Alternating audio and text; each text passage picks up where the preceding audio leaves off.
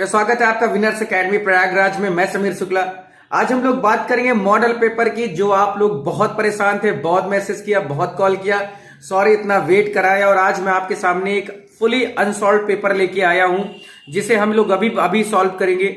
और क्योंकि मैंने आपको सारी चीजें पढ़ा दी हैं, शायद एक ही दो चीजें छूटी हैं, वो आप कमेंट में बताएंगे हमें, मैं आपको तुरंत उसका भी वीडियो प्रोवाइड कर दूंगा और फिर लाइव आके टाइम टू टाइम आपसे आपकी बातें भी सुन लिया करूंगा। मैं आज आपको इस अनसॉल्व पेपर में एक चीज बताना चाहता हूं जो बहुत इंपॉर्टेंट है। बहुत सारे बच्चे कंफ्यूज हैं, क्योंकि जो क्वेश्चन नंबर 11 है वो कुछ ऐसा है कि जिसमें 3 ऑप्शन दिए जाते हैं और OR लिखकर, लेकिन हम लोग समझ नहीं पाते। हम लोग कभी सोचते हैं कि हम लोग किसी ड्रामा के बारे में लिखें, कि हिंदी टू इंग्लिश ट्रांसलेट करें, या बहुत सारी चीजें। तो आपको परेशान होने की जरूरत नहीं है, आपके सामने फुल पेपर है, आप उसको देखें, समझें कौन सा क्वेश्चन कैसे आएगा और हमें कैसे करना है। वीडियो लास्ट तक देखना, गजब का है। शेयर जरूर कर देना भाई, अगर मेरे भैया होगे तो शेयर जरूर कर दोगे, ठीक है। नए हो तो सब्सक्राइब कर देना।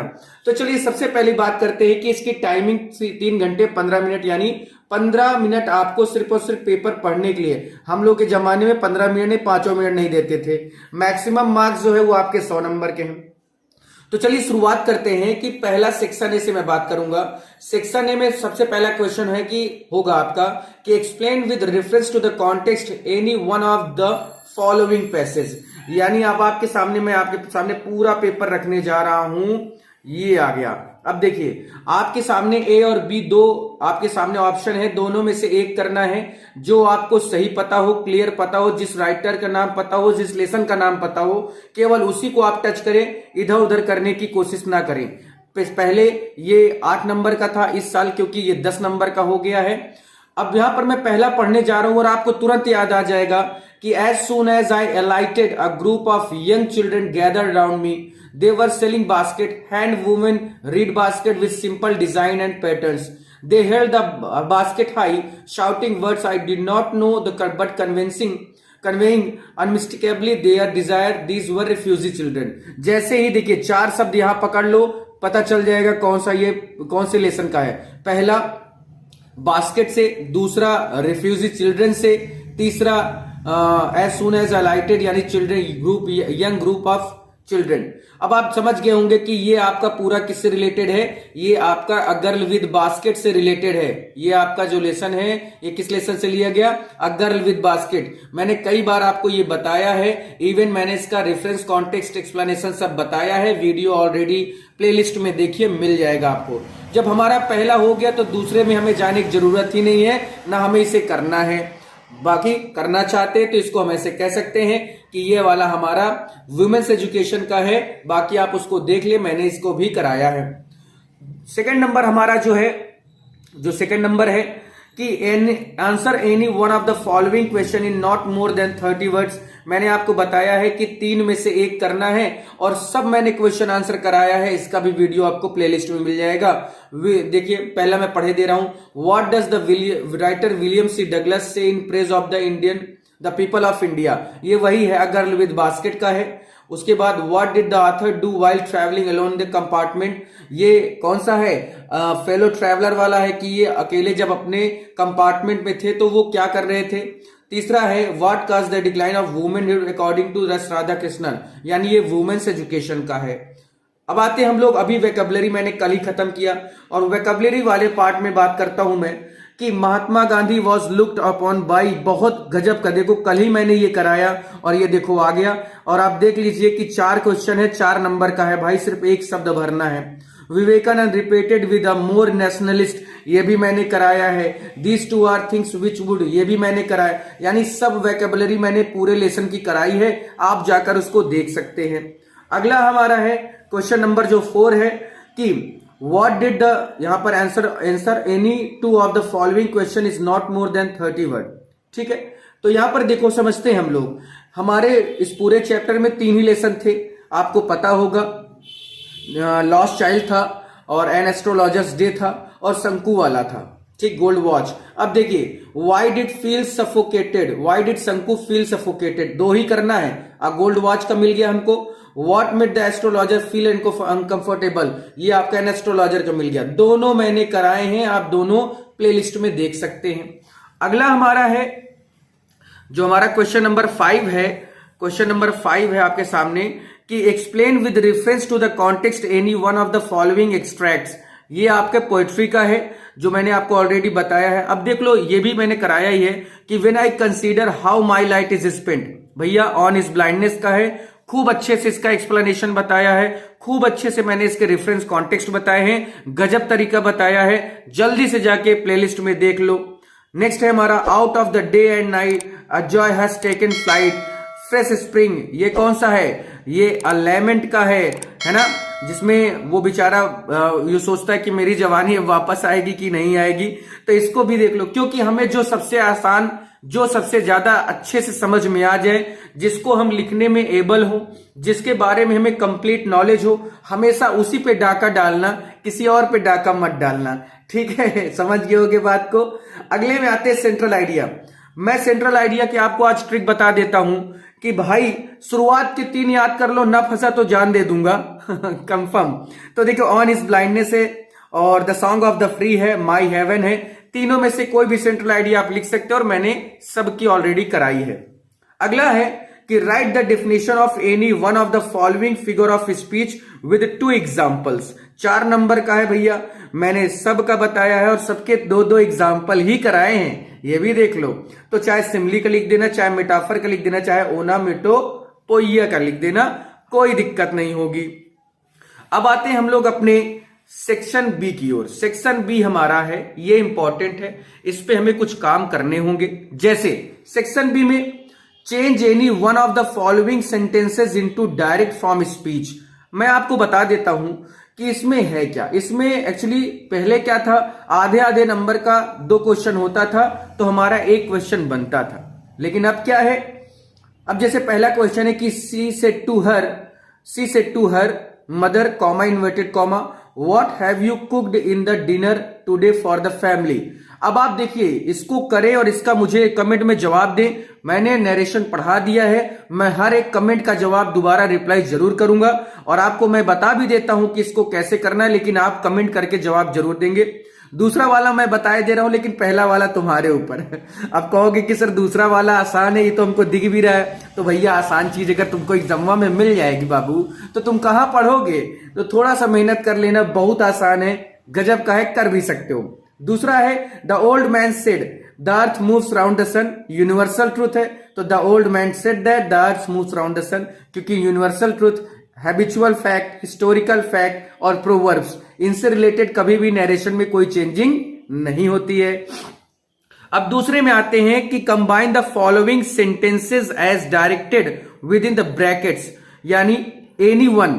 2 सेंटेंस आपके सामने नंबर बी में दिख रहे हैं, 8वें का बी जो क्वेश्चन है उसमें 2 आपके सामने ऑप्शन है और दोनों में से कोई एक करना है। करना किस में है? जो आपको ब्रैकेट में दिख रहा होगा। जैसे प्रेमचंद रोट गोदान फुल स्टॉप करके he was great story writer into simple sentence. अब देखो, बहुत आसान है इसको समझने का, पकड़ने का। सिंपल में हम लोगों ने पार्टिसिपल पढ़ा है, नॉमिनेटिव एब्सोल्यूट पढ़ा है, फ्रेज इन अपोजिशन पढ़ा, एडवर्बल फ्रेज पढ़ा, एडजेक्टिव पढ़ा, कंजंक्शन। अब सीधी सी बात तुम देख सकते हो भैया कि प्रेमचंद्र है यहां लिखा हुआ, नाउन फ्रेज इन अपोजिशन दिख रहा है और जैसे ही दिखेगा तुरंत इसको क्या कर देना, क्या करोगे? कमेंट में लिख के मुझे बता देना। और मुझे पूरा भरोसा है आप पर कि आप बता देंगे, क्योंकि मैंने भी पूरे भरोसे से आपको ये सब पढ़ाया है। नेक्स्ट है, इसको सिंपल सेंटेंस में करना था। चाहो तो ये कर लो कि he went to Agra, she went to Agra. अरे बहुत आसान है, ये कंजंक्शन वाला है कि he and she went to Agra. आराम से आपको 2 नंबर मिल जाएंगे। उसके बाद है हमारा ट्रांसफॉर्मेशन। ट्रांसफॉर्मेशन क्या है? Transform the following sentences as directed with the brackets any 2, यानी आपके सामने क्या करना है? 2 है यहां पर, क्वेश्चन है यहां पर, ठीक है, 2 नहीं, हाँ 2 है, तो उसमें से आपको क्या करना है? दोनों करना है। अब देखो, पैसिवाइज करना है कि she has finished her assignment. Finished है, वर्ब की सेकेंड फॉर्म है, तो हर असाइनमेंट वॉज कर देना, क्योंकि वर्ब की सेकेंड फॉर्म जब आती है तो हम क्या यूज करते हैं? वॉज या वर्ब। तो her assignment was finished by एक सेकेंड, सॉरी भाई, यहां हैज लिखा था, आई एम सॉरी। तो हर असाइनमेंट, सब्जेक्ट हमारा हर असाइनमेंट हो गया, हैज आया तो हैज बीन करना है, तो her assignment has been finished by, her कर दो, कोई दिक्कत नहीं। उसके बाद इंटू निगेटिव सेंटेंस, ये भी मैंने बताया कि अफर्मेटिव से निगेटिव सेंटेंस बनाना कैसे है। ये जवाब आप मुझे जरूर देंगे, मैंने बताया है, अगर आप पढ़ा है आपने तो मुझे पूरा भरोसा है कि आप इसका आंसर जरूर मुझे देंगे कमेंट में। कि the farmer was tired due to work, बहुत आसान है, बहुत आसान है, बहुत आसान है भाई, कसम खा कह रहा हूं, तुम्हारी कसम भाई। इसलिए आप जरूर इसको करें और मुझे इस पे जरूर कमेंट में इसको भेजें। नेक्स्ट हमारा correct any of the two following sentence. पहले 6 आता था, ये सिंटैक्स चैप्टर से, नाउन प्रोनाउन वाले से पहले 6 आता था, तो 4 आपको करने होते थे और 2 सही रहता था। अब यहां पर है कि करेक्ट एनी 2, यानी 4 में से 2 सही 2 गलत है। अब इसको आप समझ सकते हैं कि आई, यू एंड ही, 231 का क्रम बनाओगे तो यू, ही एंड आई हो गया, पहला सही। माया नोज टू ऑपरेट मोबाइल, ये कोई दिक्कत नहीं। I saw man which was man who, man के साथ क्या आना चाहिए, हु आता है, रिलेटिव प्रोनाउन है ये, लो हमारा 2 सही हो गया, कोई बात ही नहीं। Bridges had written a letter yesterday, तो देखो तुम्हारा ये गलत था जिसमें 2 3 1 का रूल लगेगा, और तुम्हारा ये वाला गलत था जिसमें हु का प्रयोग होगा। ठीक है, अब ओवरटर्न किया जाए। ओवरटर्न हम लोग करते हैं इसको ऐसे, ओवरटर्न में हम लोग इसको ऐसे देखते हैं। ये है हमारा क्वेश्चन नंबर 11। क्वेश्चन नंबर 11 कहता है कि give the synonyms of the following words. 3 synonyms लिखोगे, 3 नंबर मिल जाएंगे। फार्मर का, पीक का, हार्डशिप का, ये सब मैं चाहता हूं कि आप जवाब दें इन सब चीजों का। आज मैं आपके सामने अनसॉल्व लेके आया हूं, कल मैं इसको सॉल्व भी पूरा कराऊंगा, लेकिन मैं चाहूं तो आज भी आपको बता सकता हूं। अब देखिए, जैसे 90 का, आप 90 की बात करें, ठीक है, अब जहां पर 90 है तो उसमें 90 में देखिए फार्मर का पीजेंट होगा, है ना, पीक का टॉप होगा क्योंकि सिनोनिम्स मांग रहा है, और हार्डशिप का डिफिकल्टी होगा। इसी तरह से आप लिखते हैं तो आपको आराम से 3 नंबर मिल जाएंगे। नेक्स्ट है give the antonyms of the following words. तो भैया इसका उल्टा बताना है, तो जेनिथ का क्या होगा, जेनिथ का क्या करेंगे, जल्दी से बता दो, जेनिथ का क्या करेंगे। सबसे बड़ी बात, जेनिथ का नैडिर करेंगे, उसके बाद क्विक का स्लो करेंगे, इकोनॉमिकल का एक्स्ट्रा वैगेंट करेंगे, खर्चीला करेंगे। अब अगला है कि use the following words in sentence of your own so as to bring the difference in their meaning. ये आपका होमोफोन्स है, बहुत गजब का वीडियो चल रहा है ये मेरा, आप जाकर जरूर देखें। तो हर्ट और हर्ट, एक हर्ट का मतलब होता क्या है भैया, दुख देना, और एक हर्ट का मतलब होता है दिल, जिससे हमारा जो रक्त का क्या होता है, पंप करता है, यानी ब्लड जब पंप करता है तो इस हर्ट से करता है, ये धड़कने वाला नहीं कि माय हर्ट इज धड़किंग, है ना, हर्ट यहाँ दुख देने वाला। अगला ये भी देखे 2 नंबर का मिलेगा। लास्ट 90 का डी है कि substitute 1 word for the following expression. अब यहां पर 3 आपके सामने, 3 में से लिख दो एक 1 वर्ड सब्स्टिट्यूशन, आराम से हो जाएगा। कि one that lives in water, तो भैया जो पानी में रहते हैं उनको एक्वेटिक कहते हैं। One who is new to profession, जो किसी काम में नया हो उसे नौसिखिया, नोवाइस, टायरो ये भी कहते हैं। One who has infinite power, जिसके पास पूरी शक्ति हो, बहुत असीमित शक्ति हो, तो वो ऑलमाइटी होता है।